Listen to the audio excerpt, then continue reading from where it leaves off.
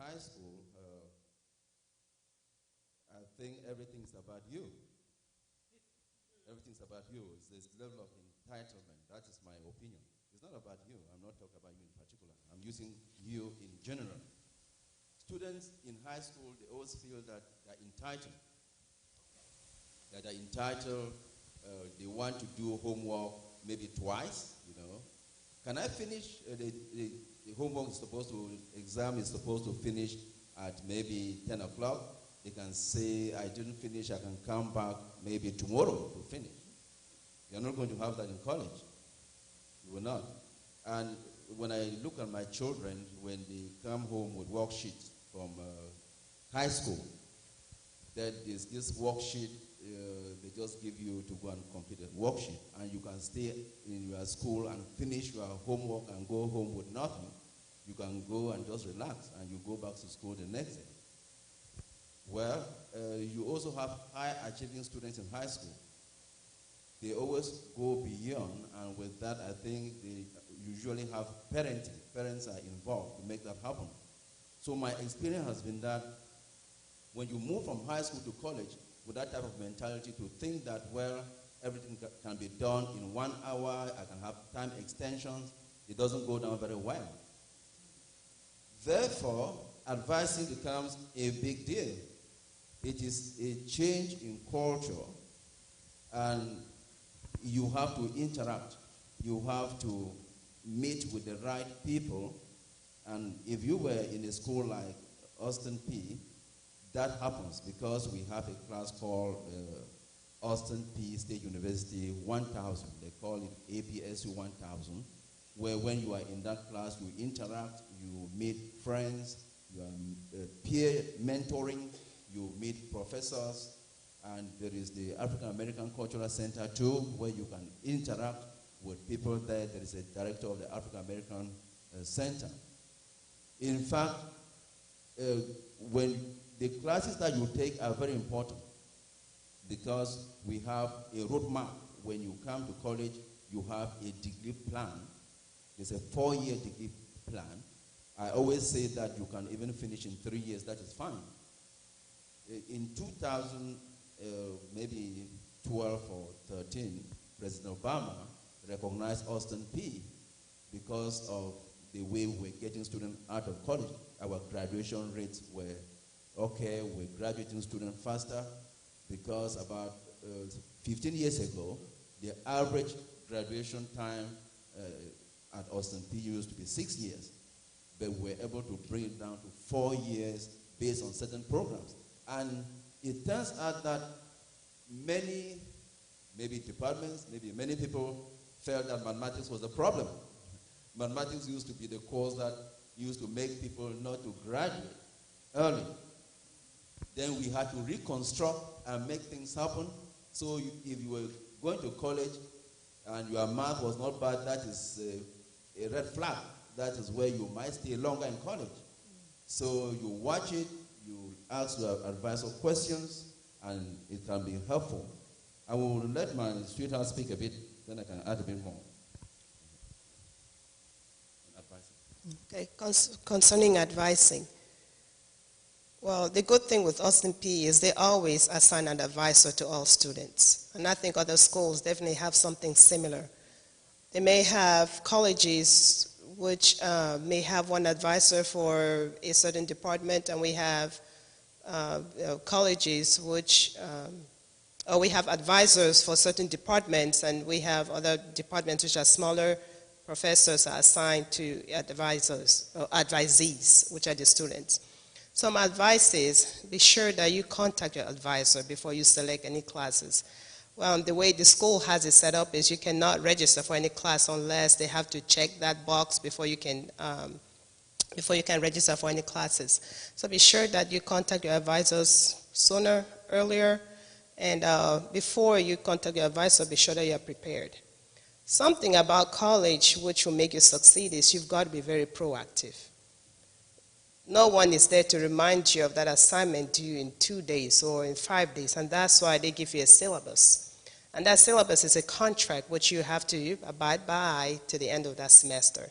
So it sequentially lists all the assignments and the due dates. So be sure that you make note of those due dates, because we've had students who have not done well, performed brilliantly because of missed assignments.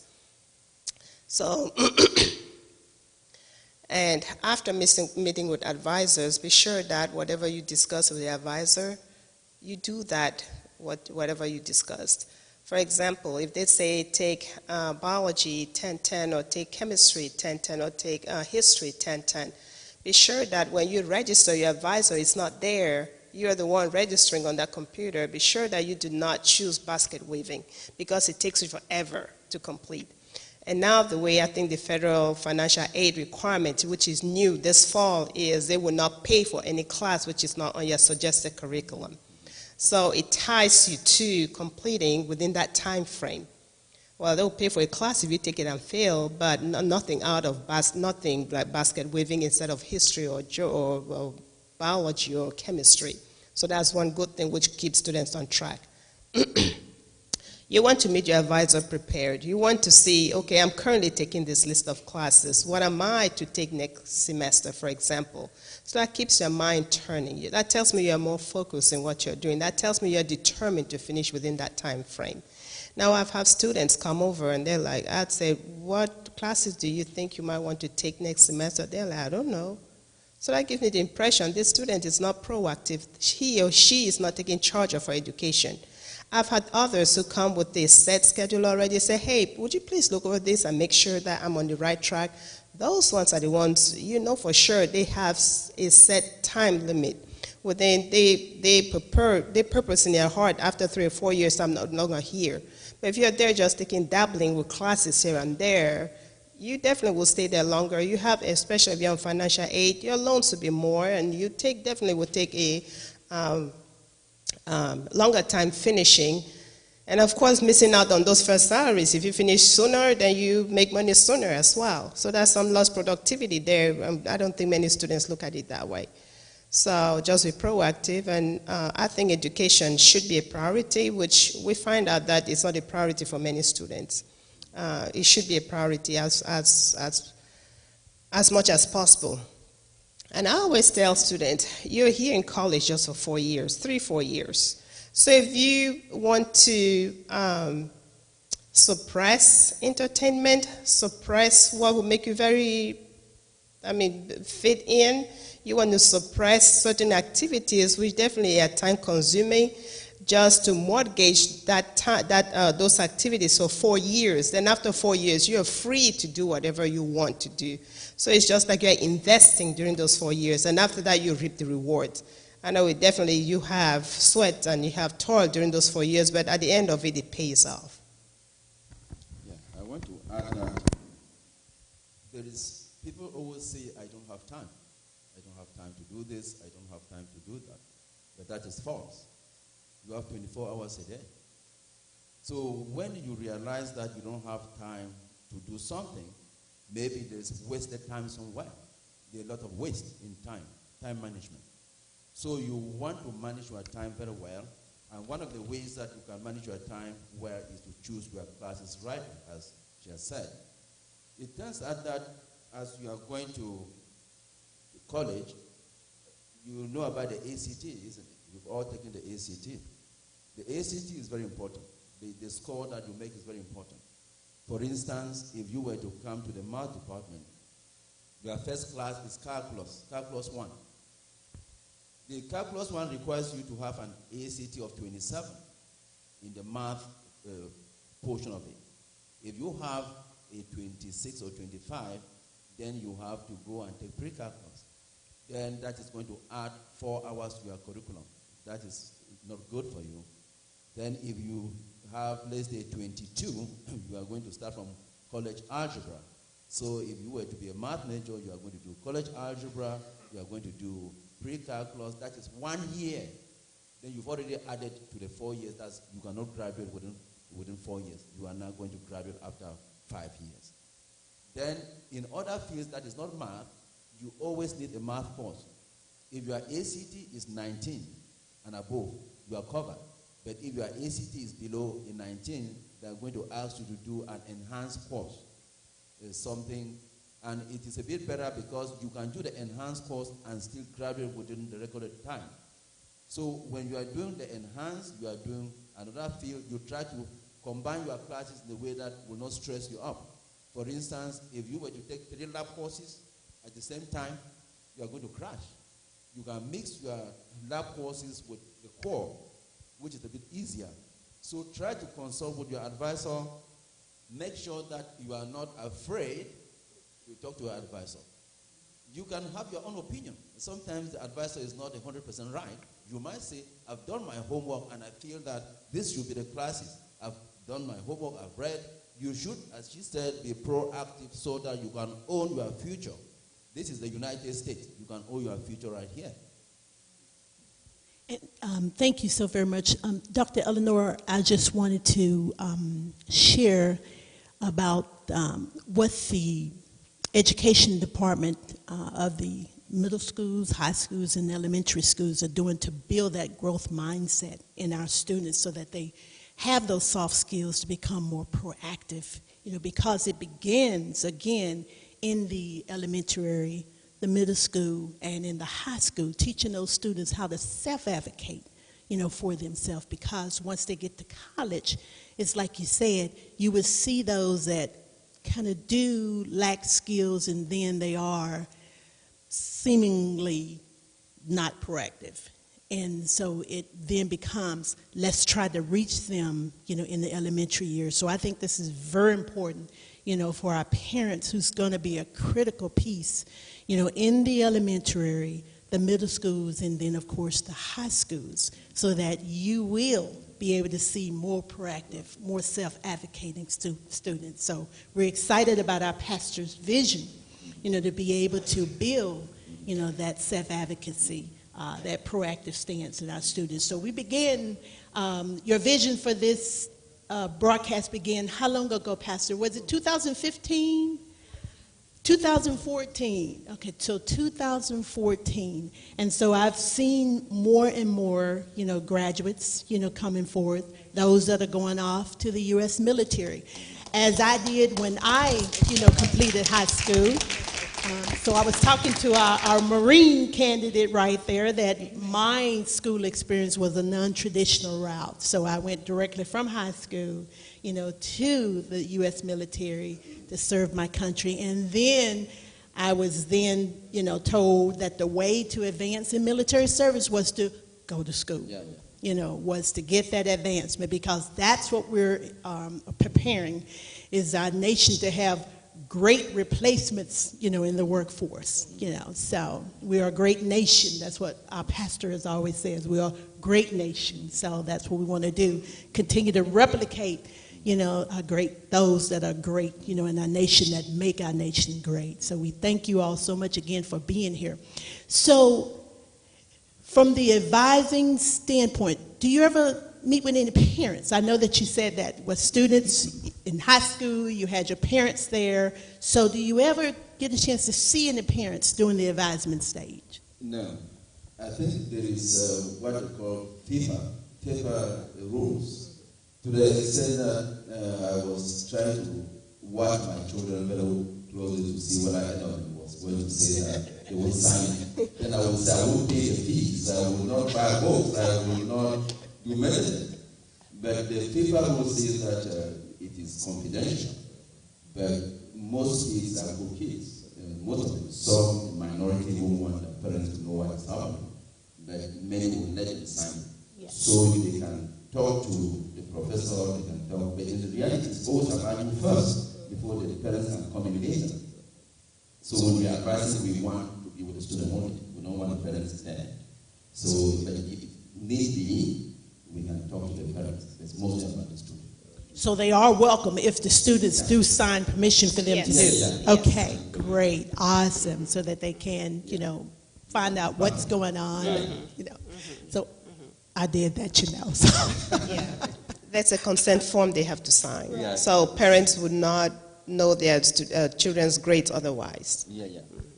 Most definitely. I think that my advice would be for parents to at least know it. Accountability is big, even as Christians. When you are accountable is better. You are accountable to God, to Christ, So why not accountable to parents? They'll be feeding us all along anyway. So they're not going to do anything bad to make our future difficult. They're always going to be doing things good for us. So there's some minority students, some students feel that no, we don't want them to know our grades, and most of the time they're not doing very well. At the end of it means that you're hiding something, you're playing. It does have that the friends that you hang out with are very important too. I had a case, I won't call names, it's confidential, where a student, the dad was not here, and the student was playing video games when class was going on, playing video games. And the student ended up being very poor.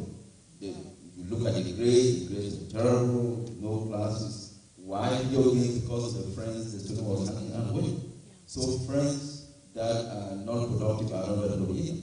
So you want to have friends who are forward thinking, because you have those 4 years and you are going to finish and leave and go to the workforce.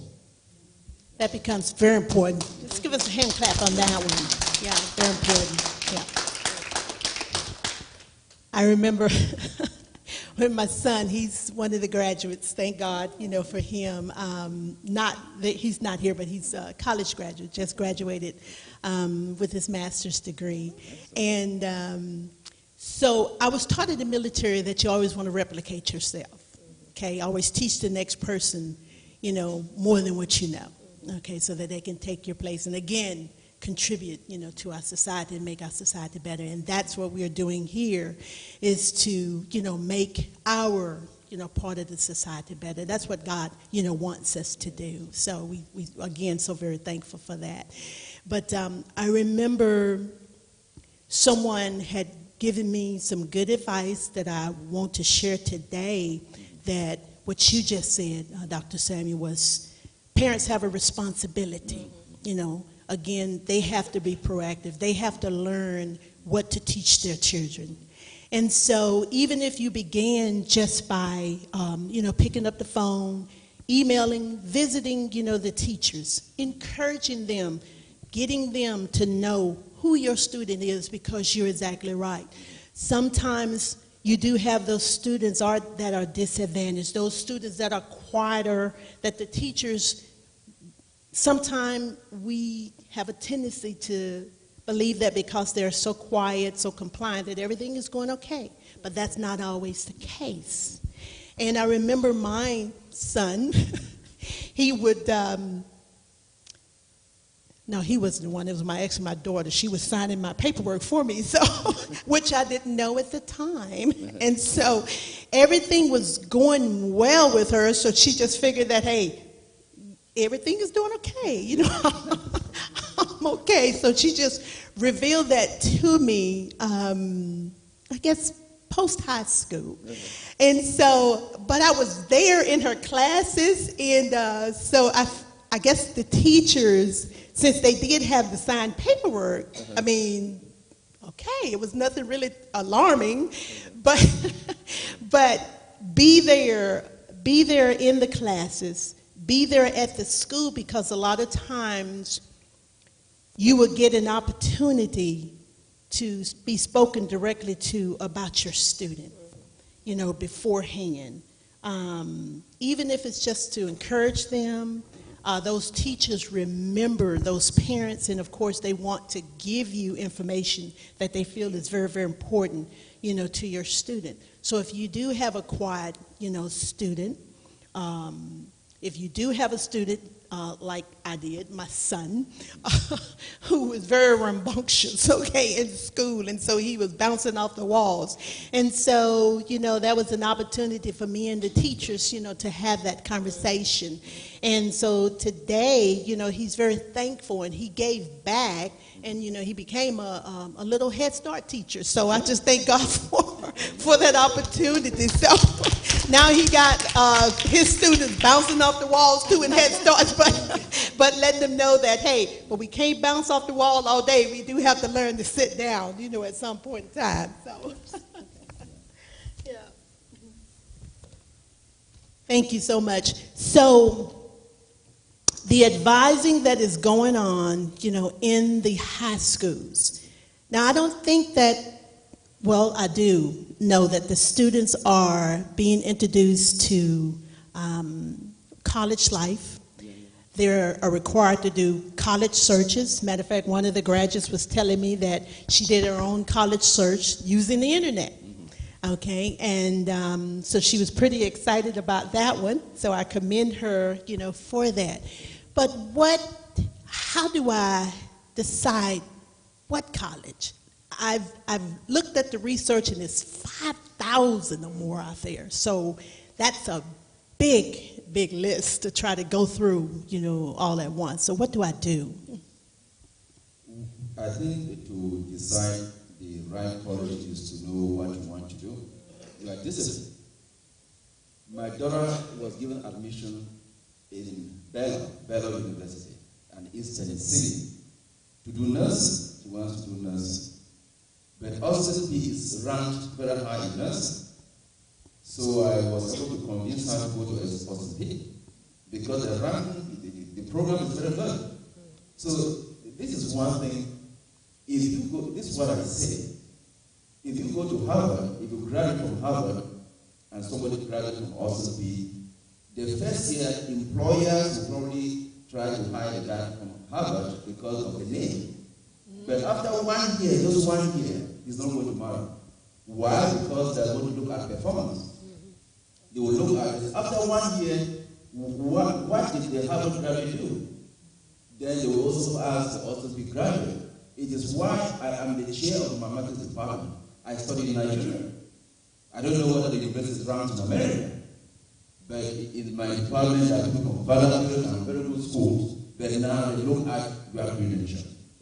Therefore, the message is, if I'm looking at any school, my number one priority is the cost and the program. If the program is good and the cost is low, I'm going for that university. Okay.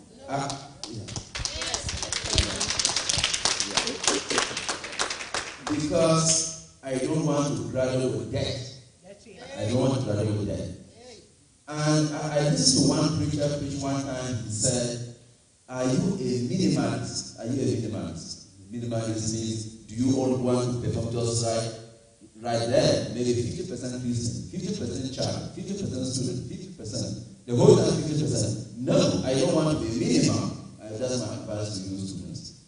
In fact, you can find scholarship in all those schools. You are married the best scholarship. I've designed a good program. Where are the students? You have to research where are the students going. When you see math department, for the past 5 years, they all their graduates get jobs. You have to Google that information and ask the schools to let you know where their students are going. If you go and do some course, maybe I'm not against, just call the course X. I don't know who is here. I don't want to call the course and somebody will say I'm downgrading the course. If you do the course X and you research the course and see that in the past 5 years nobody has had a job in that course X, why do you want to do that course X and in that school? So that should help you. I will think that the program you want to do and the course are the leading indicators that I will try to go for. And I think that distance from home should also matter.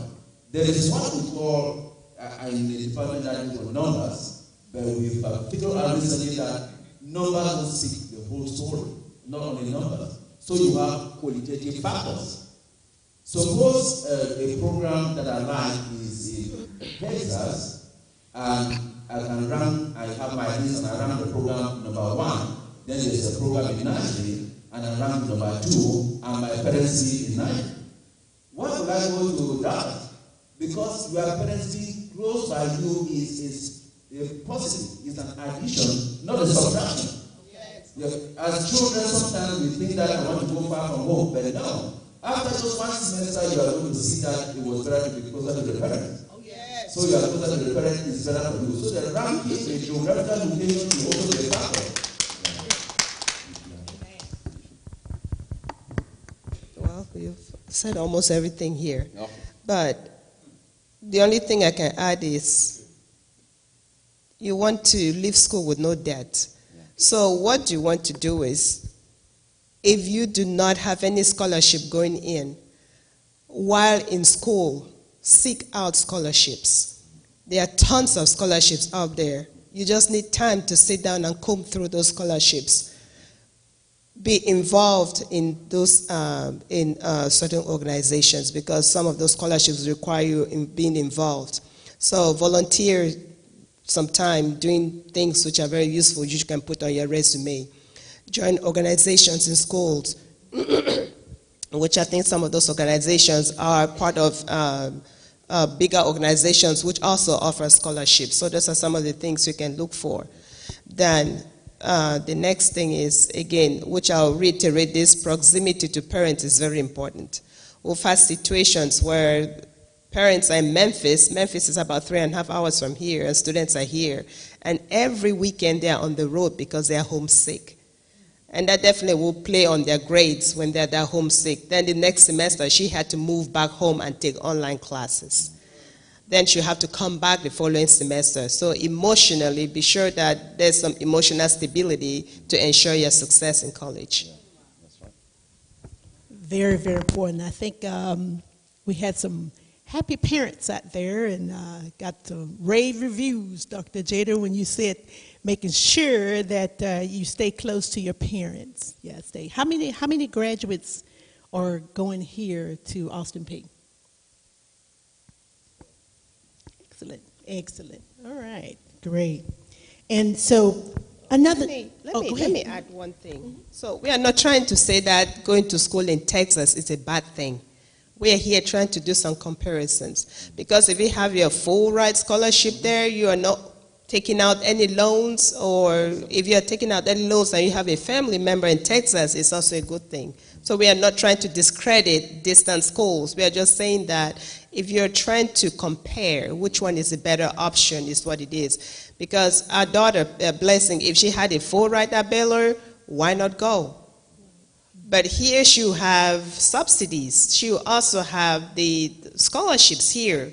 Then we definitely will pay out of pocket, not that much. So why go to somewhere where we'll have to pay $15,000 a year compared to somewhere where we'll have to pay about $2,000 a year? So those are some of the options we are trying to compare here. So as you, I think this is late now, but as you make your choice for college, which I think you've made your choices already, those are some of the things you want to consider. If you have been admitted already, the next step is for you to seek out the scholarships in that field. And so, Dr. Jada, you said every student is assigned an advisor. When will I know my advisor? Go ahead. Well, since you do the advising for freshmen, go ahead. When there is I think for Austin Peay, we have what they call the Gov's Row. What is it called? Gov, G-O-V, Governor's Row. Gotcha. Austin Okay. Peay, Gov's Row. So people come during summer, they're admitted, you come, you are advised. Immediately you are advised. You Okay. are assigned an advisor. Immediately you are advised, because the idea is they don't want to assign you an advisor when you have not been advised. They want to make sure that they've done that part and you have been advised. Immediately you have been advised if they assign an advisor. Because when you are advised, they now know you are major. So because they cannot randomly just assign an advisor when they don't know the field that you want to pursue. So when you choose biology, for instance, now they can immediately assign you to a biology advisor. Okay. So when you register that. Okay. And then you mentioned something about a 1,000 course. Yes. Okay. Yes. That AP 1000 course for Austin Peay is called AP 1000, and I know all colleges have some orientation course for freshmen. So in this course, they teach how to handle the transition from high school to college. They cover study skills. They cover, and I teach this course. I can't even, I've blanked out here. Well, they cover test study skills, support system. They share all the resources available on campus, like tutoring services, counseling services, which a lot of freshmen use the counseling department, especially during that first year. They also, they talk about financial aid, being responsible. They talk about There's a survey that you have to take and see where your strengths and weaknesses are, especially when it comes to technology and the probability of succeeding, and give feedback on how you can improve areas in which you score low on. We talk about sexual harassment. They have a whole 2 modules there. They explain what's going on, define it, and you take quiz at the end. If something happens, this is what to look for and those things. Then they talk about advising, how to register for classes, how to meet your advisor for the first time, how to communicate, because now communication has a different language where we write more in symbols now than actual sentences. So how to communicate is one of the aspects of that course. Then at the end of it, they have a book which all freshmen are required to read the book and critique the book, and we have questions associated with the book, and we have a contest associated with the book. It's a whole community thing in the college reading that book. Then we always have the author of the book come to campus and encourage the freshman class. So those are all the various components of the orientation class. Just to add to that, the idea of the course is to try to make you not to be ignorant, because sometimes they say if you violate something, the law is still going to hold you accountable. For instance, in that course, they also cover plagiarism. Writing, you want to cite something. If you don't cite appropriately, you are going to be given a 0 in a test. And you can even be expelled from the university because of plagiarism. So in that course, you are told, you are studied, you are guided, and they teach you how to cite appropriately so that you should not encounter such problems. You are also, I had a student who was very young. I don't know whether have you heard of dual enrollment classes? Okay. Have you taken any? Very good. Which one? English. Very good. That is smart. Mm-hmm. Excellent. Yeah. Dual enrollment courses. There was one student who took those classes, but he was still young from high school. Then he was talking to a student, a female student, and he used words that were not very appropriate. And he was going to be expelled from the university because of the words that he used. To him, he didn't know. But in AP 1000, that is the class that they pound that and tell you that you cannot use this type of word. And there is diversity. They tell you a lot of, I don't know, we don't just have male and female nowadays. It might be more than one, male, female, or sort of pronouns. You are going to be, that the world has changed. So the university, if you like, people call it Libra. That is where you have the Libras in the university. But we still have some conservatives. I don't want to go political. But let's keep it simple. The course educate you very well. Very well. Things that you didn't know about, you can improve your knowledge about those things so that you can effectively function in the university. Add is, be sure that this orientation class, again, they have a group of freshmen, and that's where the beginning of networking begins, where you have all freshmen. So it's a level playing field at that point. So be sure to befriend those who are in the same major with you, because you guys will be taking, I'm thinking, very similar classes throughout your 4 years. I'm assuming 4 years should not be more than 4 years. So your goal should be at least 3 years, and the most 4 years, not 6 years. And be sure that if you're encountering any difficulties, emotional, physical, whatever it is, be sure that you contact that AP 1000 professor or your orientation class professor, and that's your primary contact. Then that professor can take it from there, because he or she will know where and who to point you to. So be sure that you always ask that professor or your advisor. If you've known your advisor already, then that's the next person to ask those questions, because it definitely would be daunting being on campus and not knowing anybody and not know who to ask and those questions. So that's why they have that professor in that orientation class, and if you've met with your advisor, he should be the point of contact there. And I, again, see really the reason why you say that being proactive is very important. Because I remember in high school, we have different interventions, that we teachers have to be sure that we follow when the student is having difficulty. We run DNF list, each week. Okay, and then of course we have to look at, hey, what's going on with the student, and we are going and reaching out to those students, even when they have not, reached out to us. Now, do they have that level of flexibility there, or do they want the student to be more of the one that makes the contact? The thing is, this is college. I know, assuming everybody is an adult there. The college, which I think most colleges do the same thing, but Austin Peay has what we call an alert system, where if you're having a C and below, then it alerts you. When it alerts you, it also alerts the counseling services. It also alerts academic support, such that if that professor does not see you, then somebody else will contact you. They are trying to make you succeed as much as possible, and that's why they have all those resources there. And all these are being paid for, they are included in your fee, so be sure that you use those services. If you're struggling in any class, you've got the support center or support services, and they have tutors. Use those services because you've paid for those services already, so make use of them. So that alert system, let's say you're making a grade of C in English and below. So the email comes to the student, it goes to the student's advisor, it goes to support services. So either one of these will contact that student. Usually, I will send an email, say, hey, I received an email, you're struggling in this course, stop by my office and let's go over some success strategies. When that student comes to my office, the first thing I said, have you met with the professor? Ask the professor how you can study for this class. What are some of the things you can do to pass this class? Are there some techniques I can use because what I'm using now isn't actually working? So if I see a student constantly asking me how to study for my class, that tells me this student really wants to succeed in this class. And I'll go the extra mile to give all the tips I can to make that student succeed.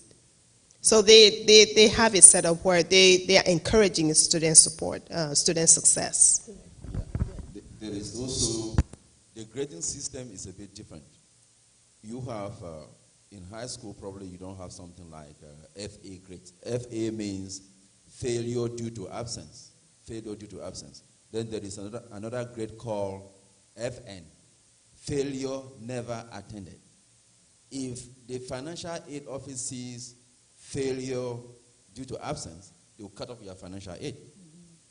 And that can only happen because you were always late in class, and when the professor was taking attendance, maybe you were not around, then the mark will absent 3 times when you are coming, the professor doesn't know that you are in class, then all of a sudden it's going to trigger an FA, then you are going to be in trouble.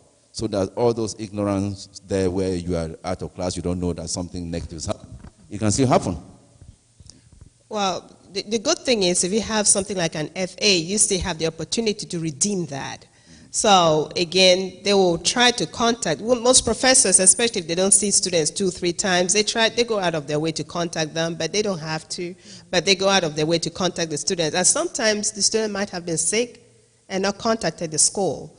So in that case, you work with that student, and that FA grade can be removed. But if you have FN, which means never attended, then that's a downer to your financial aid. So be sure, financial aid has so many rules. So you want to be educated, and you want to be knowledgeable about what you can and what you cannot do when it comes to financial aid. Let me share something that the African American Cultural Center did. They had one director. The alert system uses an email system. An email goes to the student. But for a student who loves playing video games and cannot even reply emails, that is not going to solve that problem. So he had a grant where they had what they call coaches, peer mentors, role models, mentors who will actually go into the room and knock on your door and say, what is happening to you in this room? So when your mentor comes to your room once or twice, you are never going to stay there playing video games again. And in fact, all the African American males who were followed under that program, all of them graduated in recorded time. But it is a very expensive, very expensive process to go through for the university. Therefore, for now, they rely on the alert system. And the student has to be proactive again to respond, as you said. And then again, that notification won't go to the parent because the student is... The FEPA. It Doesn't go to the For the FEFA, yeah. It doesn't go to the parents. Yeah. And I know students are happy. Those emails are not going to the parents too. They go to the advisor. The emails go to the advisor, Yeah. to the student and the advisor, Yeah. to track the student again, but not to the parents. Yeah. And that's why parents really need to be involved. Yeah. Befriend your kids. Be friendly, yeah. They need to know what's going on. You need to know what's going on with them. So just say, hey, how was your English class today? How did it go? How are you doing in that class? So if you start with some of these very simple questions when it comes to complex things, they would not hesitate to contact you when something is going wrong. So just be sure that you are involved in their education. I know at a certain point they might think they're adults and they don't have to share that information with you, but you know how you can subtly put in that information in that conversation somehow to get that. She's better at that. I don't do that. I just say black and white, and it's a disaster. So yeah, so it's better to do it. Yeah. So we moms have a way of kind of That's right. soften That's the right, blow. yeah. Okay. Yeah, that's right. So those emotional times, I know that normally you do have, counselors or, they're, at the different universities, but have you ever had a student where you just had to say, look, it's this or this, just had to really, help them emotionally? I teach in the summer. So I had one student 2 to 3 years ago. He was living with a friend in Murfreesboro. So he applied to a program and was admitted to the program. And during one of our classes, he received a text that this friend had committed suicide. So at that point, his world was shattered. So he came to my office just wailing because we had a short break. So he received that email during that short break we had. Wailing and crying. He was just an emotional wreck at that point. At that point, I was helpless as well because I had to reprogram my brain from teacher mode to counseling mode, which I do not really have the skills in that area. So I was very happy we have a counseling office next door, next to 3 buildings. I sent him over. And he spent, I think, close to 2 hours there. And when he came back not jubilating, but he came back kind of smiling because he had that conversation. So yes, those facilities are there. You can either do set up a schedule with them, or you can do walk-ins. So they also do walk-ins, and everything that discussed there is confidential. So be sure that, and they will always see a spike, especially in the freshman area time, because disconnection from home and everything else, they're going with adjustment to a new environment, new set of activities and new friends and new everything. They see a kind of a slight spike during that year. Then during exam periods, the week leading to exams, so a couple of weeks leading to the final exam, they also see a spike in those areas. So be sure to utilize those services and not be stigmatized, because everybody goes through what you go through at different times and for different reasons. So be sure to utilize those resources. I think that I did this too. When you go to the university, you have several professors. They're not the same. The teaching style, the personality, some are nicer, some are not. Some feel like they care, some they don't care the way it looks. My job as a chair, I see a lot of students. In fact, I did not know that I was a counselor until I started meeting a lot of students. And most of the time, I do nothing. All I say is that you can make it. You can make it. Just be a bit positive. Because they come to my office, these students, they are A students from high school.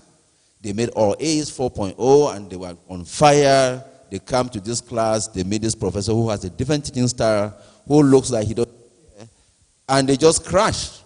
They just crash. The first test they're having an F is over. They say, I want to drop this course because I'm going to fail this class. I said, well, have you gone to the professor during office hours? No. Have you talked to the professor? No. You want to drop the course? No. I think you should go and talk to the professor. I think you can make it. You are an A student from high school. Then the student will go and talk to the professor, and after a few days you see the student. How is it going? Excellent. I'm making an A in the course now. just because of the exchange. And sometimes just talking to them is a big deal, especially, and I think that 90% of the students don't go to the professors, 90%. When I was a full-time professor, I will tell my students, come to my office, they don't. Very few come. And guess what happens to the 10% who go to the office? They all make A's, because the professors are human beings. When you are failing and the professor sees you coming to his office all the time, he said, no, this student is very good. I'm going to help this student. I'm going to do something about this student. And even if you were failing, the professor can at least use some discretion. I have given a student with a grade of 55 a D who was failing. But because the student was always in my office, I knew that he was not going to make the D, but I gave him the D anyway. They have the authority based on your judgment. So that is important.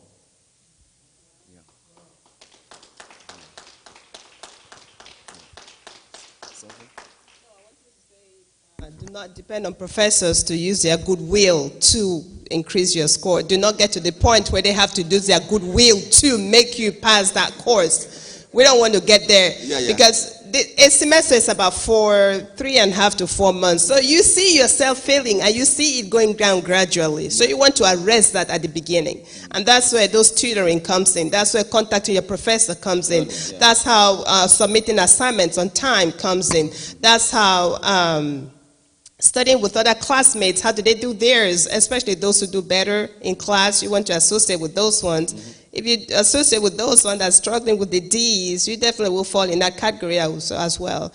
You definitely want to someone who can pull you up instead. So do not let your grades go down there. I had an experience not a couple of semesters ago.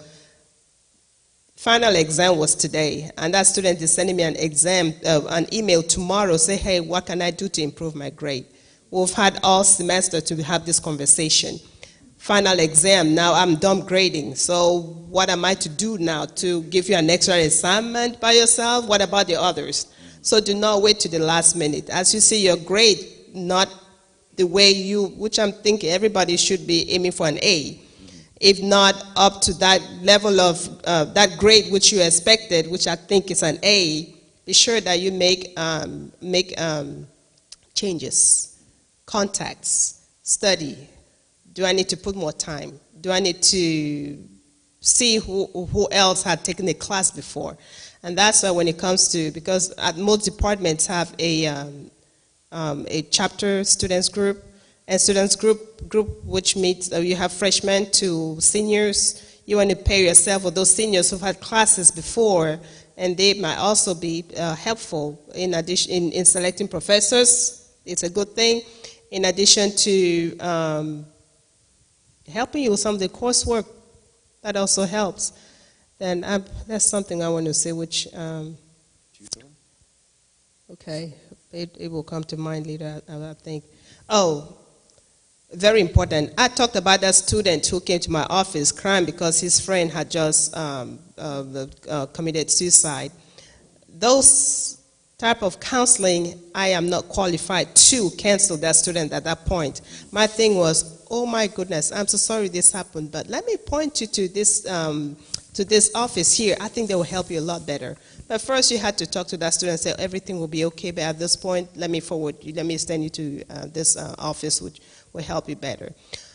The example which he described about encouraging students, it's also a good thing, especially if you're taking previous professors' classes and you see that your relationship with that professor is very good and you feel very comfortable discussing some of those private issues with that professors. We've had students who have had those friendships with those professors.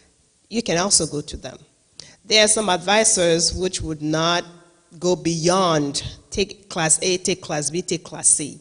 We have others who will go beyond. But for those that do not go beyond, and you have those personal issues at that point, see one professor, see the ones that go beyond, and go beyond the book and see into your life.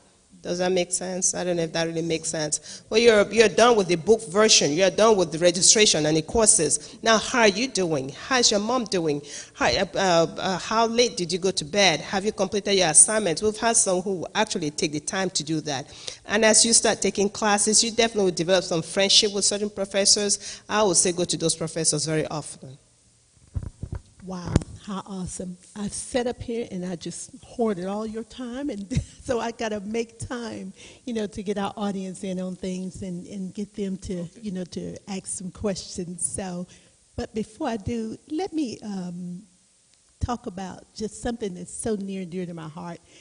I like for practical things too, and so the new experiences from high school to college will bring different friends.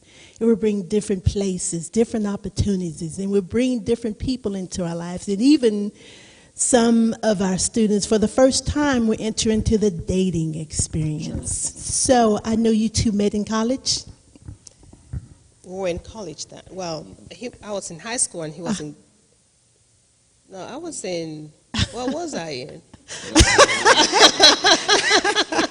Well, when we first met, I first met her. She's still mesmerized by the experience. I know. That's a difficult question. Yeah. I think the system of I've got to convert the system. That's what I'm trying to do here. The system of education in Cameroon was different from the one in the United States. The system we went to was primary school was 7 years. Then they had what they call secondary school. It was 5. So that is 12 already. Then there is another level, they call it high school. That is 2 years. I first saw her when I was in the last 2 years, when I was getting ready for college. Which should be college level here. Almost college level. Yes. But she was in the High school level. high school level. Okay, that's what it is. Yeah, but But at that point, I knew that if I did not have scholarship, I was going to be in trouble. I was not going to go to Britain or Germany, so I was studying so hard to have scholarship.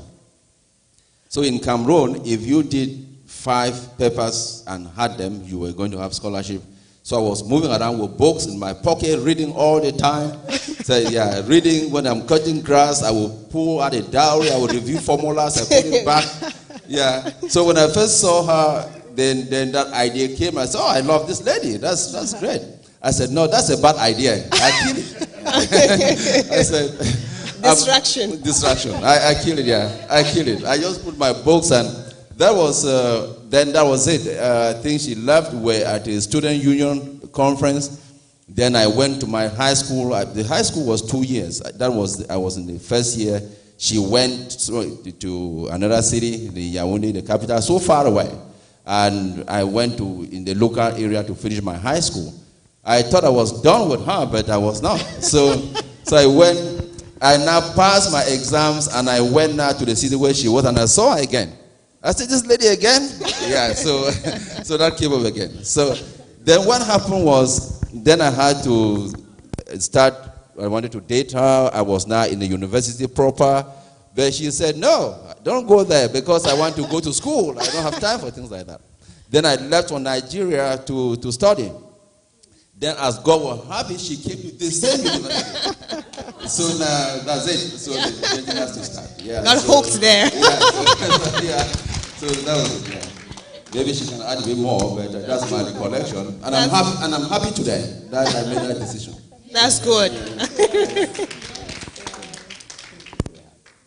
The question was about dating. So dating in college. So the opportunity did present itself, and so there will be times when some may find a person that they are interested in dating. So what do we need to tell our students to keep from being just totally distracted and off course, stay of course? What I'll tell our students is what we tell our children. When they go, we tell them, first year in college is your freshman year. You're trying to study the environment. You're trying to study the culture. You're trying to even know which halls your classes are taking place in. That's what you're trying to do your first year. Then the second year, now you're established, you know your cafeteria, you know your dorm, at least you've made some friendships, which is that second year. Then end of second year, third year, now you can start being open-minded. Because those foundational years, you do not want to be distracted during those foundational years. Because going forward, everything, especially if you are going to a professional program, everything is so based so much on GPA. And we've seen students, so when you have A's during your freshman year, it gives you that boost to move on and maintain those A's throughout. But now if you start having F's and D's, there's a high chance that you will drop out of school. So do not put an added burden that first year, because you're trying to study everything. Everything is new. So that's an extra burden. And as my husband always says, now if you want to date, what is the purpose of dating? What do you want to get out of it? Now ask yourself, is it just because others are doing it? Well, if others are doing it, think about the home from which you come from. What would mom say if this happens? What would dad say if this happens? How is that consuming my time? Because one thing you will have to grapple with is time management during your freshman year. Time management is huge. So what is the purpose is what we always tell them. Now our daughter, Patience, dated during her final year, I think. Yes, during the final year. She went through school, and I think she only told me, she told me a couple of boys asked her out, and I said, okay, what are they wanting? What are they looking for? Are they looking for a short-term relationship? Are they looking for a long-term relationship? What is it all about? It's not because I'm doing it or your friends are doing it that you jump in there. You might jump in there and get hooked, and you drop out of school. What do you want for yourself? Because when it boils down to it, she's working and I'm not seeing a dime from what she's making. It boils down to you, the person. What do you want? So dating, you do not date just because others are dating. That's not it. Why are you dating that person? So I would say study yourself. Let your foot be grounded in what you're doing, where you are, before you think about a dating game. You've got plenty of time ahead of you. And by the way, Patience is marrying in July. She's getting married in July, in a couple of months. And now looking back, she is thanking both of us because of all the restrictions, because of all the advice, which were at the point, she did not like us at the point. And there was one time he had a friend, male friend. She would tutor this male friend. Male friend would come home. They will be studying together. Let me say study together. Then there's a Wednesday we went to church in the evening. So she and the male friend were at home studying. So the dad said, this does not look right. So he went up there asking her, are you going to church? She said, the dad said, you need to come to church. When you come back, then you guys continue studying. Now, you do not want to expose yourself or put yourself in a situation which originally you didn't plan on doing anything. You find yourself in a situation where you become compromised. You do not want those situations arising. So, and for you not wanting that situation, mom and dad has built that into you at this point. So now you're going out there, you're just implementing what you've brought up with at home. Because your heart, mom has told you the right and the wrong. So now it's up to you. She's not there with you. It's up to you to make that decision. Was I studying all the lessons? I know this may not be appropriate, but let me give you guys an example. I had one student a couple of years ago, freshman just like you guys, had her in class. First 3-4 weeks, she was there answering questions. You could tell she has her goal. You could tell everything was moving good for this girl. You could tell she was doing great in all her other classes. I was teaching AP 1000 at the time. Everything was going great for this girl. By the second half of the semester, I barely saw her in class. Then, about the last 2 weeks before the end of the semester, she shows up. And she's like, oh, Dr. Jen, I need to complete A, B, C, and D assignment. I said, where have you been? I mean, we've been sending emails, trying to contact you, and no reply, no response. She said, well, I had some issues to deal with. I said, well, you know, some assignments cannot be made up. When we pass that stage, that's it. They cannot be made up. And at the end of it, she did not make the class. She failed the class.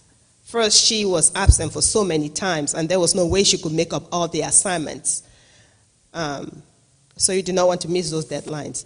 But I did not know what was going on with this child, with this young lady at the time. So usually at the end of the semester, I tell them to write an essay how their experience in college the first semester has been. Come to find out, she got pregnant. She got pregnant. And so she said, well, that's a lesson she will learn, because she came up very vibrant, very positive, doing well in all her classes. The first half of the semester, the last half of the semester, she's there pregnant. Those things happen. So be on your guard. And the good thing is all this conversation is happening in church. So you have a foundation of what's going on. You have a foundation on how Jesus lived. And you have a foundation on what we expect as Christian children. You have all those foundations. So mom and dad should be confident that when you go out there, you have to shine the light instead of having others drag you down. So be sure that you are shining the light instead. And the good thing is we have churches, student body churches on campus. Be sure that you are part of one of those bodies. Mingle yourself or mingle with those group of students, because we have them on campus as well. Let me throw one quick line in there. It has been eloquent, wonderful, but one line there. I don't think that we are not saying that they should not date, that they should know that. There are two kinds of dating. There are two kinds. What my children, my last daughter said, only the JTOs cannot date. Only the JTOs are not allowed to date. I said, no, that the JTOs are allowed to date, but the only thing is that you have to add the objective of the dating. I think that's the only reason. So the point I'm trying to make here is that you have some students who can date their first year successfully. Nothing happens. But this is what happens. What I mean by two kinds is that the one who dates with an objective, they help each other. So you are dating this lady, you don't want the lady to get pregnant. You don't. If you are ready, it's a good relationship. You want that lady to make all A's. And you want to make all A's. That's what we're thinking when the dating was happening. I want her to have a PhD. She wants me to have a PhD. So the objective is clean, but if the objective is something else where I end up being pregnant, then I'm not sure I want to date. I don't. So there are two kinds. So you have to watch and see which one is the one you want to do. Awesome. So, students, get with your parents, okay? So very quickly, and I do again apologize, but thank you all so much for being awesome, guests. So I'm going to open up the question and answers just for a few moments, okay? And I'm going to let our esteemed graduates go first if they have any questions.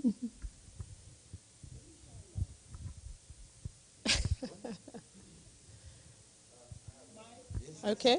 Mm-hmm.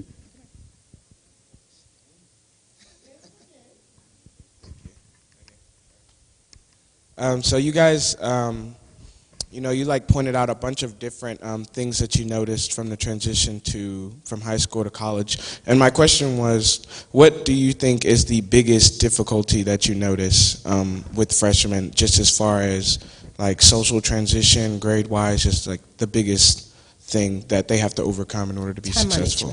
Time management. Time management is a big one, because we have more than 100 organizations on campus, and we have some of them who want to stretch themselves that thin.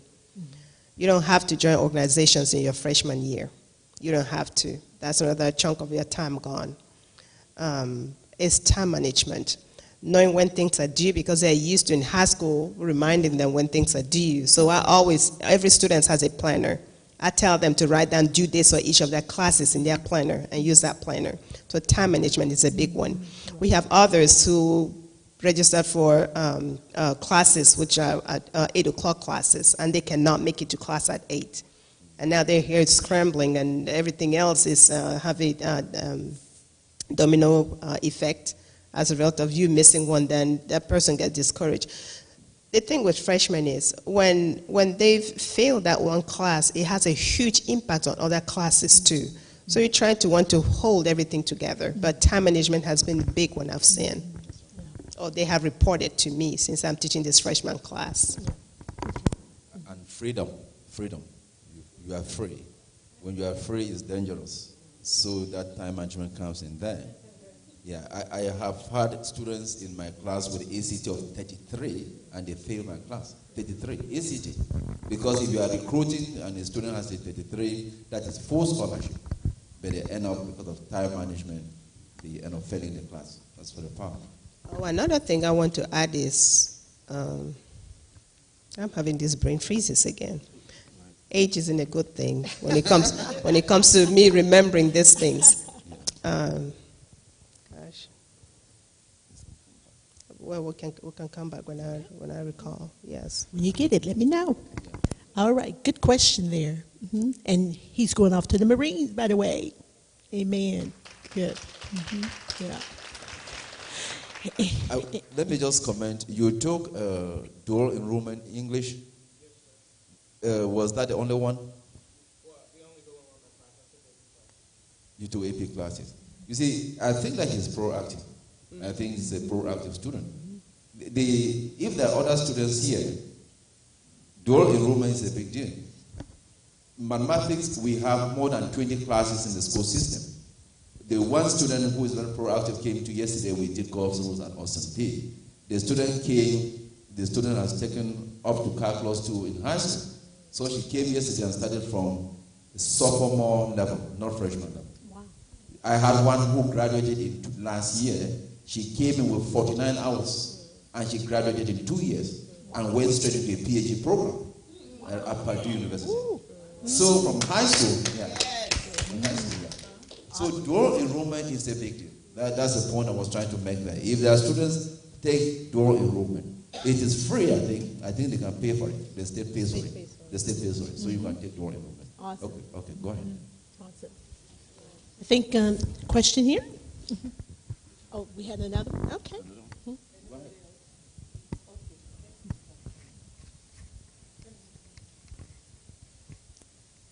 Do you guys have any advice on finding a church, like when you're away from home? Finding a church in town. Yeah, like in the town that you're going to college. I know they have churches held on campuses. Like Austin P has a Baptist campus ministry. They have others. So I would say in that, finding a church in town, I would say probably referral will be the best way to go. Because if you go to one of the offices on campus here, they'll just give you a list of churches in town. So I'm thinking, you want to begin with what's on campus and move out. I would say that's word of mouth. Student organizations.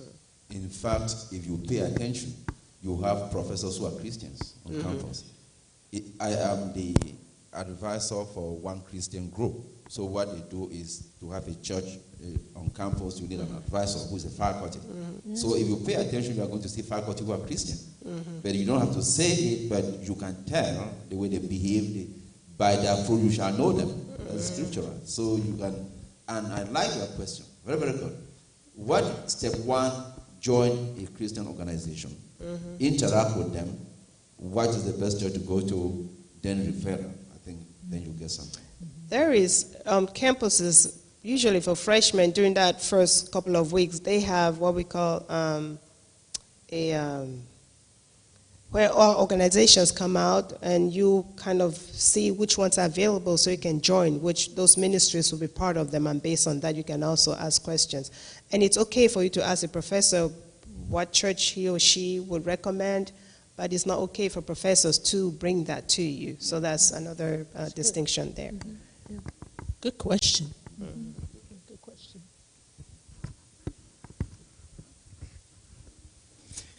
So I understand that double majors take around 5 to 6 years to complete. So my question is there a way to take a double major in about 4 years or less? I think so, yes. you can take a double major in 4 years, and you are going to be busy. It's doable. I've had students who have finished double major, computer science and math, computer science, physics, math and chemistry. You can finish within 4 years, and it's doable. Students have done it. I had a student who is double major math and computer science. And students like that, it's amazing that they end up performing even better than students who are taking just single majors, because they know that they have to work, and I think they put in a lot of time. And that's proactiveness, and they do it. You can finish it in 4 years. It has happened. And the reason you can finish is because they will count those courses in those two majors. For example, if computer science requires a math 1330, math also requires that, so they'll count that math class in both of those majors, and that's how you can finish within that time frame. Yeah. And I think that you are more marketable sometimes. You are in the position, the guy who, I have a student who just finished a double major in computer science and math, and the job he got was because he's math. The very good job. He came to my office, was very excited. I just got a job. Undergraduate starting salary is 82,000. I was like, excellent. Wow. Good job. But it's double major. He was computer science but did math, but the job was in the math side. It's awesome. Well, tell them about the story behind this guy coming to tell you this job opportunity. It's your story, because you have to listen. The guy had to go through advising. In math, you can graduate with applied math or pure math, but since he was double major, he wanted to, I think he was tired, towards the end of the year, the course. You are a final year student, you want to just do anything to live. He wanted to take an easier course and said I should replace that main course for applied math with an easier course. I said, no, I'm not going to do it. Then he insisted. I said, well, I think I love you enough to do this. If I know that you had an emergency and you were going to die of this, I should have done it. But since you are not dying of this particular request, I'm not going to do it. You have to do the applied math course. He was very unhappy. That was in January. Very, very angry. Very good student anyway. He went and did it. So in April, he goes to a job interview. And basically, the questions are mostly about, do you have experience in this one course that you took? That was the only course they were focusing on. And he got the job because of this single course. Wow. Yeah, that's yeah. Yeah. That is why he came back to my office. I was going to a meeting. He said, well, I want to talk to you. I don't care whether you have a meeting or not. Let me just talk to you. I said, go ahead. You say, yeah, I just got this job. You can't imagine it's because of that course. And my starting salary is this. I'm so excited. Thank you for making me take that course. Yeah. So that's what advising does, and listening sometimes. And listening to your parents is something like that. You always win all the time when you listen to your parents. I will add that. And Dr. Jada, do some students use their advisors or professors as job references? Yes. A lot. Okay. Yes. A lot. Yes. Yeah. That is another thing. You have to build relationships with professors because they rely on them for references. When they write a good reference, it's wonderful, and when they know that you are a good student, good references, and it makes a big difference with jobs. Very good question. Any more questions? Good questions. All right. Yes, sir, young professor. So I was gonna ask, how many classes do you advise having for your freshman year of college? It used to be 12, but research shows that 15 you perform almost the same or even better. So we have resolved to advise students to take 15. I think the advantage of taking 15 is that you are going to finish early. When you take 12, you are going to end up being behind. So 15 is what we are advising now. 15 credit hours, at least 15. And you can go up to 18. If you take more than 18, then you need permission. And so with that 15, how many, is it 15 or 18 where you're not charged an additional financial aid? I think it's after 12. After 12. After 12. After 12. It goes down. After 12, you're charged Maybe $50 per credit 50 hour. to 100. Then it I don't goes remember down. that amount. So if I can take that 15 to 18, It's that's a wonderful. financial advantage. Yes. Ah, You pay less, yeah. gotcha. Gotcha. So you start with 277 when you are doing first 12, then it drops to about 51 per credit hour. Gotcha. Then it scales downward as you move up. Very, very important. So if I realize then that it's very important for my foundation, that I stay focused, not distracted with dating, take those additional courses and save me some money, and That's right. as well as sometime maybe heartbreak. But anyway, that's any more questions? All right. Actually, mine's not really. It's agreeing with what you've all said concerning high school students going to college. It's always very important for students to have a good relationship with their parents, especially when it comes to their grade, because when they go from high school to college, they are already 18, they are adults. So they kind of feel that they kind of need their privacy. They don't want you to know what is going on in their score and that kind of a thing. So it's for the parents to insist with love that, you want to, it's for their own good for you to be involved, because you are able to help them when they are going astray.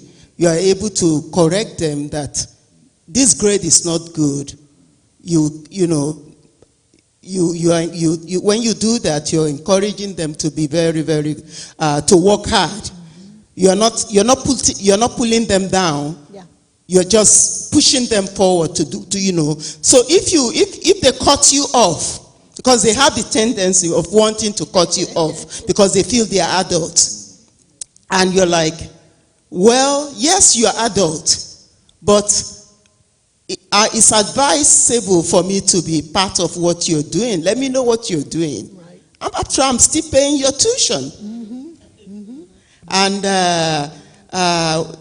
my being in your life is to encourage you to do better. Yeah.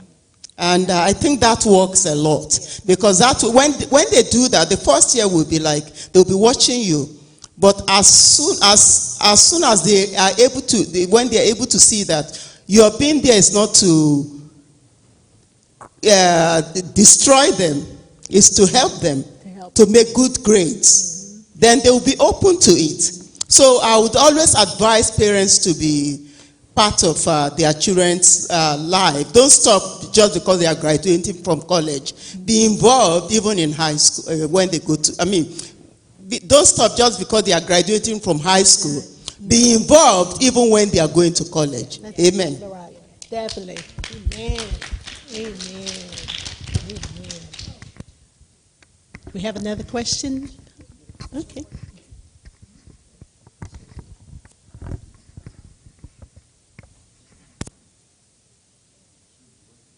Okay. I think it's a red flag when a student doesn't want to share their grades with their parents. I know I had the experience with my kids, but anytime a kid doesn't want to share their grades with you, that's not a good sign. So you need to stand your ground as a parent. The question I have is, if a child is doing on a particular course and they suddenly realize they want to change, what advice do you have for them? Change of major. Yes. There's a lot of it. In fact, it might be probably more than 50% who do that. A lot of students. Sometimes, as the professors or advisors, you feel that the student should change. Sometimes you yourself, you feel that the student should change, because you know that the student is not going to succeed in the major that they've chosen. So if they want to change, there's a process. You can advise them through that process. We have a clear map, and I think every university has that too. It is something that is acceptable. You can't lock the student down to a major when the student is failing or feeling that they are not okay. In fact, there's a student who was not doing well in medical technology. but the student was very good in math. She advised the student that, are you good at math? Said yes. Go and talk to the math advisor. She sent the student to me, and the student is so excited being a math major, and the student wants to do actuarial science. So in medtech, she was not doing well. In math, she's doing great, and she loves it. So there's a process for that, and it's wonderful to change because you are not succeeding in the other major. So you better change. And that's why it is always advisable, which I think most advisors would do, to kind of take classes in each department and see how you like those.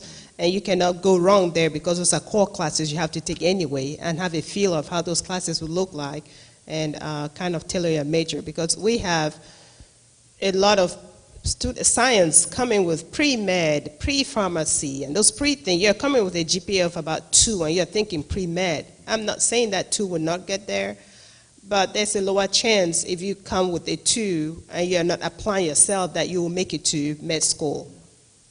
That's no news to that person too, but it's worrisome when somebody else tells that person that. I've had students, GPAs of 1.5, 1.7, and the criteria to get into a program is 2.75, which rarely does anyone with 2.75 come in. At least a 3, and they're hoping with 1.75. And most, I think, all advisors, having that student's success in mind, would not keep advising that student to go that path because you are not getting in. The numbers show it, you are not getting in. Mm-hmm. So in that case, you would kind of have a truly come to Jesus moment conversation. You are not getting into this program. Let's see what other options are out there and steer that child or that student towards that option. That becomes very, very important. Yeah, very important, Sam. Good question. Yeah, you know, our kids have been in church all their lives, which is a good thing. But once they get to the campus environment, it's very easy to get carried away. So the advice I want is, are there organizations? I mean, these are your kids, church kids. What advice do you have for them with regards to organizations they should steer clear from? I will probably answer the question by doing the reverse. Join the organization that you know, and those are the Christian organizations, and stay as far away as possible from the other organization until they prove to you that you have to join them. Until they prove that you have to join, until they give you a reason that you have to join, do not join. But you already know what you can join, and that's a Christian organization. You join that, then only join the other organization if they give you a reason to join them. If there's no reason, there's no point joining. You have these major group like the Math Advisory Group, the MedTech Advisory Group. Those are organizational groups in the department. Those ones are obvious. You are supposed to join them anyway. That is no news. You are supposed to join them. But there are other organizations that are optional, that they sell them. You don't have to. You don't owe them anything. But join your Christian group, then stay with it. Join your departmental groups, then you only join the other one if necessary. You don't have to. That's what I will answer that. Okay, now this brings me to one of the things I forgot talking about, which is under organizations here. So we have, I think RCMP has more than 150 different organizations on campus. And there's an organization fair is the word I was looking for, where you go and pick. And in addition to what he's saying is they have a mission. You read the mission statement, what do they do for the community? What is that your passion? Is what you also look into. But I think the first one, you want to join your Christian community, and your major will definitely have an organization there, which definitely will help you in picking professors as well as helping with classes if you join the organizations under your major. Then we also have, gosh, what's going on with my brain here? Oh, now I remember. We also want to be careful as to how many organizations we want to join overall, because I had a situation where I had a student who was in the, they call this cheerleading group. And you know, cheerleading, They practiced every day for long hours. That left that child barely any hours to study. So he would come to class very tired in the morning. I had an advising session with him. I think it was scheduled for 1 o'clock, and he shows up about 15 after 1. And no big deal. I mean, things happen. I said, so you look tired at 1 o'clock, or 1:30 or 1:15. What's going on? Well, he said he's only had about 3 hours of sleep. I said, why would you only have 3 hours of sleep? He said he left cheerleading practice from about 5 to 9 or 5 to 10. So he had to go to his dorm and catch up on completing his assignment. So by the time he went to bed, it was 2 a.m. or 3 a.m. And he had an 8 o'clock class. He had to be in class at 8 o'clock and got classes until when he came to meet me at 1:15 with about a couple of hours between. So he really hasn't had any time to have enough rest. His GPA was suffering at the time. He had about a 1.2 GPA. I said, do you realize how your GPA is, and do you want to keep doing this? I said, well, he said, well, this is cheerleading pays his tuition, so there's no way he can drop out from cheerleading.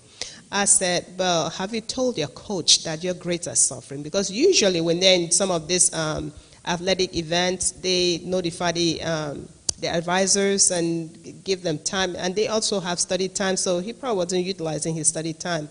But to come to concluding this story, the following semester he was suspended because of a very low GPA. So that's an example where you overstretch yourself just because you want to be in an organization, which I think he would have done well if they had cut off financial aid, the aid he had. So at this point, he lost both financial aid, he lost that semester. So that's a loss situation right there. So you want to be very cautious as to what you join is what I'm getting to here. So first you want to be in that Christian group, and secondly you want to be in your departmental group, and thirdly if you at all you need the next one, you want to see what their missions are. You want to see what times they meet. You want to make sure that it works with your schedule because your studies are a priority there.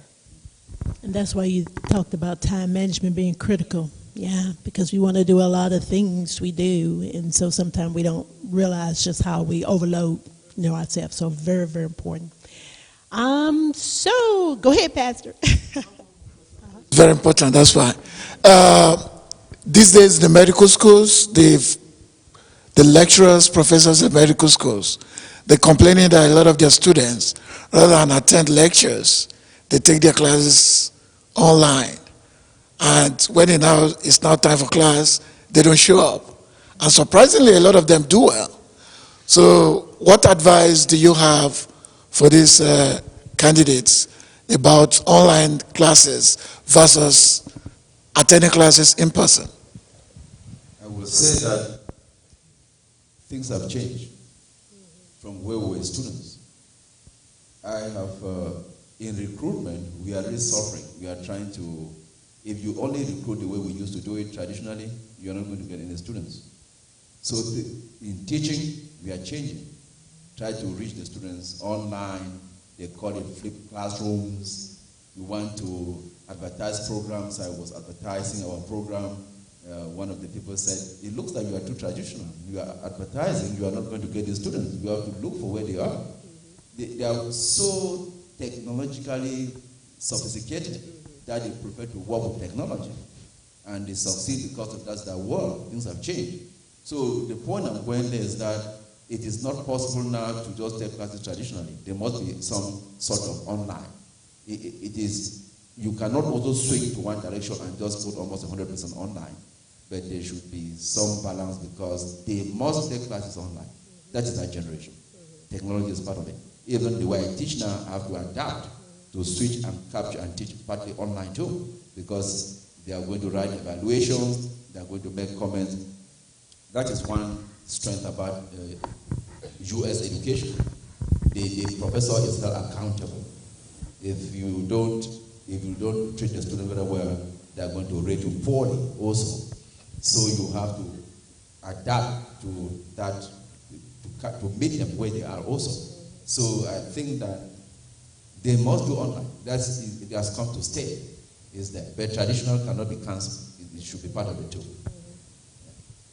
And so let me make sure I'm understanding. So typically before, freshmen were not allowed to take online courses. They had to be in the classroom. So now you're saying with 21st century learning, Yeah. it's a hybrid approach. Yeah. Hybrid approach. Okay. Yeah, well, some classes are hybrid, but some are completely online. Yeah. Like the orientation class, it's a hybrid. You have in class and you have online component. So some classes are completely online, while others are hybrid classes. So you cannot graduate with a degree in this day and age without having had a few online classes. Any additional questions? Going once. Oh, got another one here.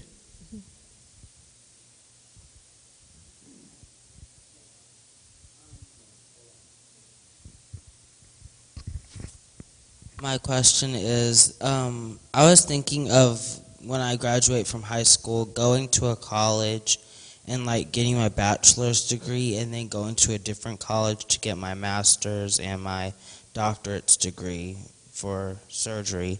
But then I don't know if that's the best choice for me, or will that make me stressed out, you know? What is your level right now? Where are you? Are you junior? Where are you? I'm a sophomore this year. A sophomore? Yes, sir. You are really ambitious, and that is how I want to be Yeah. as a young man in America. And I think you are going to make it. Yeah. Yeah. So my advice to you, your roadmap is good, but I would also advise that you take dual enrollment courses. Dual enrollment. Is your school talking about dual enrollment? Our school talks about dual enrollment. Okay. So if you take dual enrollment courses, Austin P had about 25 students graduate in May who were high school students with associate degrees because they were able to complete as high school students the required number of credit hours for associate degree. Which is 60 credit hours. Which is 60 credit hours. So you can target, you might not do 60, but you can take several dual enrollment courses and you cut the 4 years to what? To 3. Or if you take a lot, you cut it to 2, then you are going to get into a PhD program faster.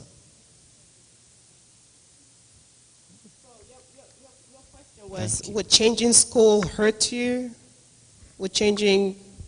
Well, I was like, my question is like, would changing school be like stressful based on like time and distance and stuff? No, I like think after your first degree, you definitely would have gone through experience and acquired a lot that you definitely will be okay if you switch schools. But the problem is getting from high school to college is another different ball game compared to getting your bachelor's and going to a master's.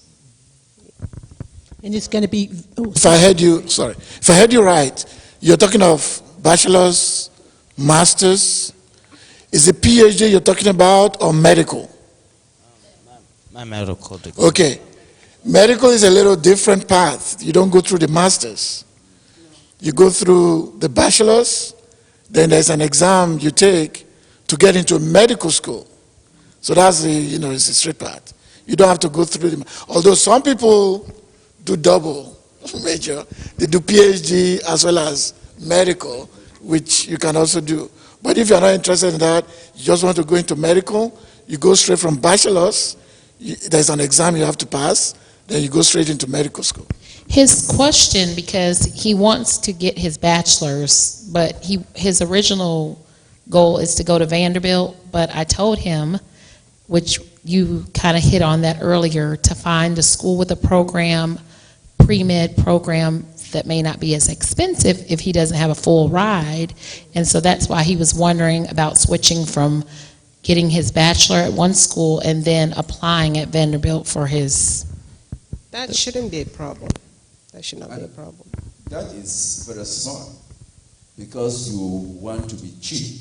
So you study, the first degree is cheap, then I will go to a very expensive school after my first degree. That model has been used by some students. We talk about, they go to community colleges, then for 2 years they don't pay anything, then they now move to Austin P. For 2 years, even if they have to pay, they've saved some money. So that's a very good strategy. Very smart, yeah. And wasn't that the purpose of the Tennessee Promise as well? Yeah. That's good. The pre-med, there is no such thing as pre-med, really.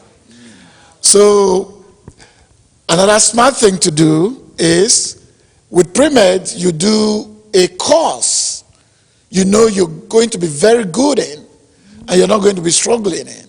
So that will give you very high grades that will give you an easy access into medical school. So you got to be smart in all that. Don't say, okay, I want to be a doctor, so let me go and do the hardest science course. You may actually be taking yourself back that way, making things more difficult. So you go into a science-based course. In fact, in some cases, you can even get into medical school without doing a science-based undergraduate course, because they want to see how well you are able to be versatile to get into the medical school. But if you're doing science, go into an area you know you're going to be very good at, not an area where you're going to be struggling. Well, let me add to Doug's comments. You have medical schools all have different requirements. So like Austin Peay doesn't have a medical school, but they have what we call pre-med. And those pre-med courses are tailored towards different colleges, different med schools. So let's say if you are having a degree in English, you have to take probably a couple of biology classes or a couple of chemistry classes. So you see, have some of that in there, but you graduate with a degree in English. Does that make sense?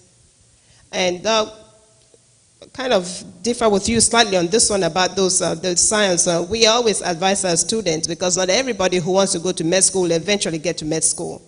So we advise them to take courses which might give you a job after first degree should you not get into med school, pending when you get into med school.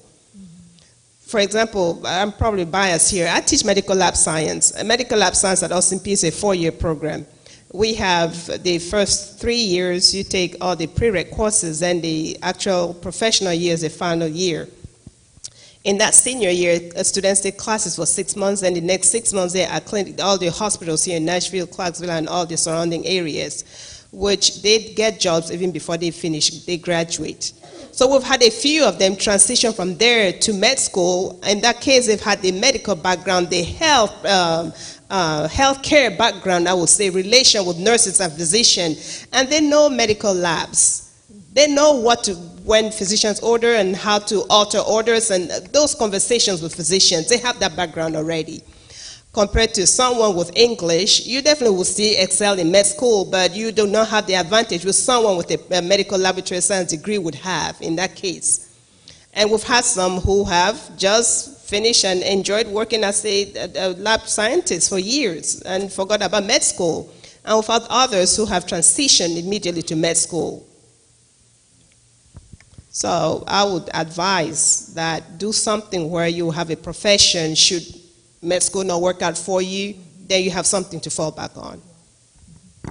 I was shocked to see some statistics where the medical exam, is it MCAT?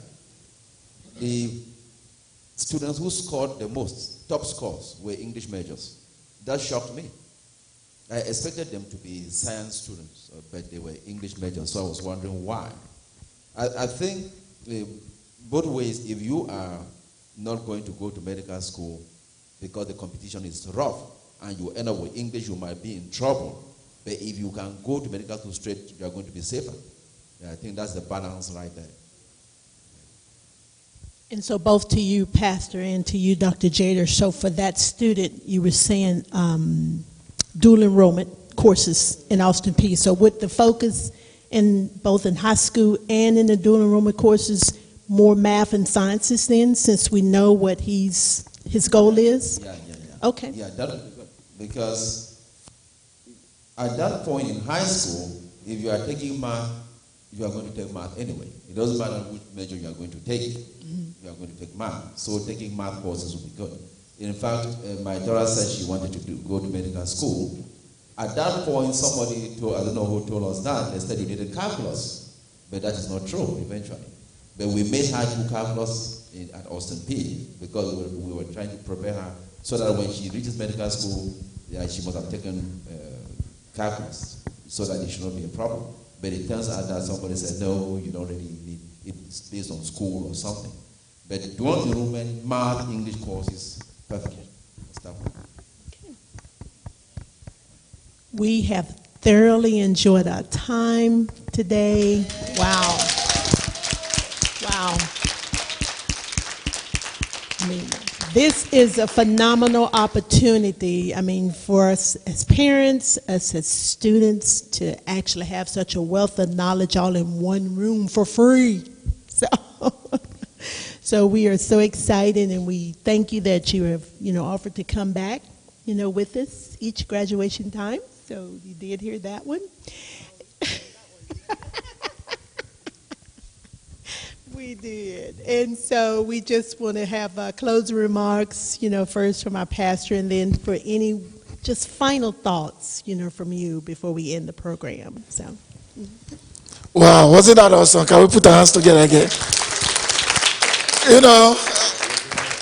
The Jetors are, family friend, church family friend. So we're excited that they are here with us. Now, our vision is to have this every year and be able to guide our kids from very early. So that way, by the time they get to this level, they've gotten this into their spirit. It looks like every year we learn something new. You can never get everything, right? Praise the Lord. A couple of months ago, we made a pledge to our graduating students, right? That we're going to give them a tuition gift of $1,000 to help them in their tuition. Now, this is tuition now. Now, if you're not going to be paying tuition, it means you're not going to have this gift. But we have that gift available for you, for your education. Praise the Lord. So before we round up, any other comments? You have something to say? She's shy. Praise the Lord. So, any other comments before we round up? No? Okay. Can we go ahead and collect our offering? You can just give us some music. So let's put our hands together again for our speakers. Didn't Sister Nancy do a wonderful job?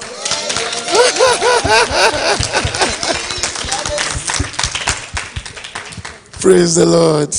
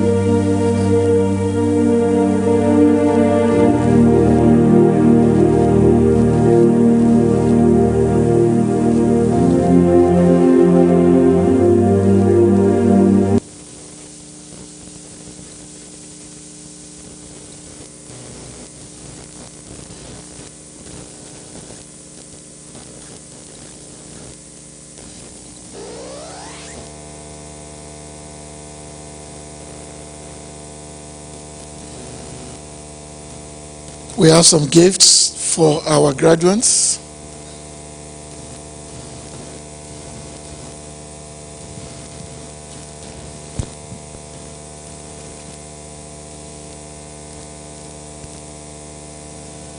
The first one up is Alex Best, graduating from Hopkinsville High School. Alex plans to attend Hopkinsville Community College in Hopkinsville, Kentucky, to pursue a degree in engineering.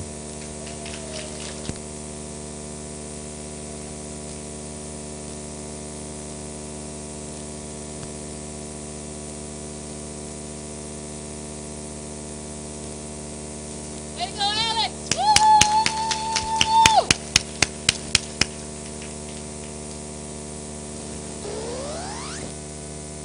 Next up, we have Samuel Edgar Weber, Egariva, graduating from West Creek High School. Samuel plans to attend Austin Peay State University in Clarksville, Tennessee, to pursue a degree in psychological science.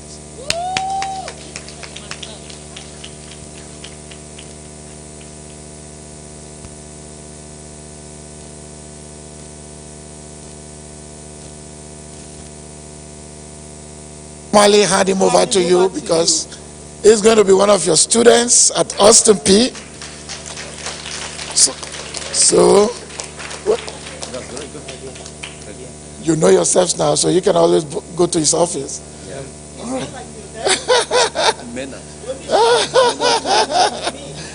Amen.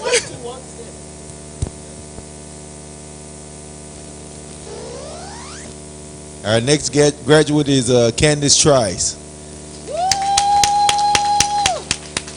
Candace is graduating from Clarksville High School. She plans to attend Lee University in Cleveland, Tennessee, to pursue a degree in sociology.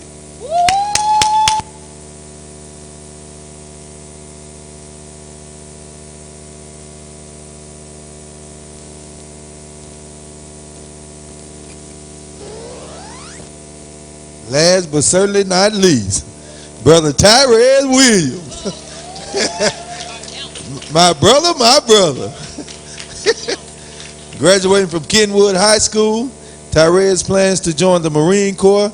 His recruit training date is June 2019. His job choice is service management. And I'm glad you're leaving, Tyrese, because you tried to steal my deaconship.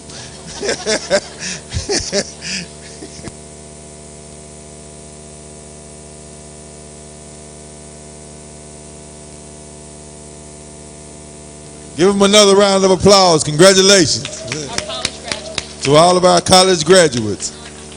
Our college graduates are Harvey Orusa and Brother Keith Whitaker.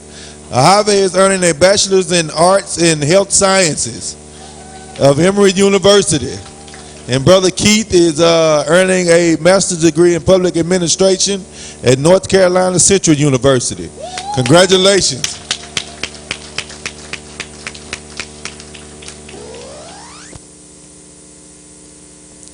I think Mrs. Jeter, you were talking about being homesick and all that. I had an incident with Uwe. You know, Uwe, when she went to college, she was excited and everything. Oh, I'm going home, I'm going to school. She didn't remember that she still needed to come home from time to time.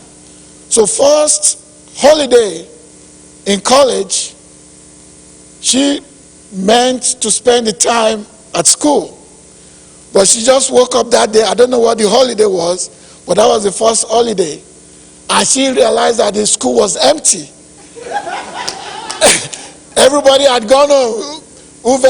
She went there to just work and work. Then all of a sudden, she remembered home. She woke up in the morning and said, Daddy, oh, I'm sorry, we're on vacation and I have to come home. So because it's Atlanta, we couldn't get our flight. It was too late to get our flight. And so I started making phone calls and I was able to book her to come home on Greyhound bus. probably the first time that she will be taking Greyhound bus. So it was quite an experience. So no matter how far you go, remember, especially at the first semester, you're going to be so homesick, you want to go home. So plan ahead. Don't wait until the last minute and then you call your parents, oh, I want to go home. No, that sort of a thing. So always remember that. Now, next Sunday, Sister Sabrina, will you be in church next Sunday? You won't be. Okay. We're going to do like a tag team. There is an article I read, and I wanted you to read it and present it to the church, and I'll be assisting you. But since you'll be busy, I'll be doing it myself. So praise the Lord. So it's the title is "The Stone That Killed Goliath."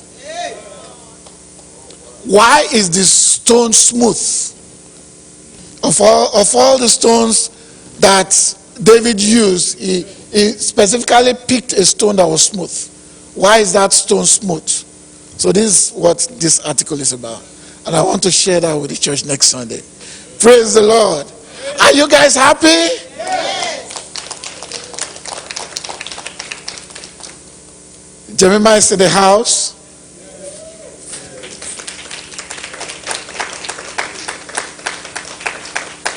Brother Trice is graduating next year from Austin P. So we thank God for our students. You guys are making us proud. It's not just your parents you're making proud. You're making me proud. I'm your spiritual father. Praise the Lord. So let's just rise on our feet.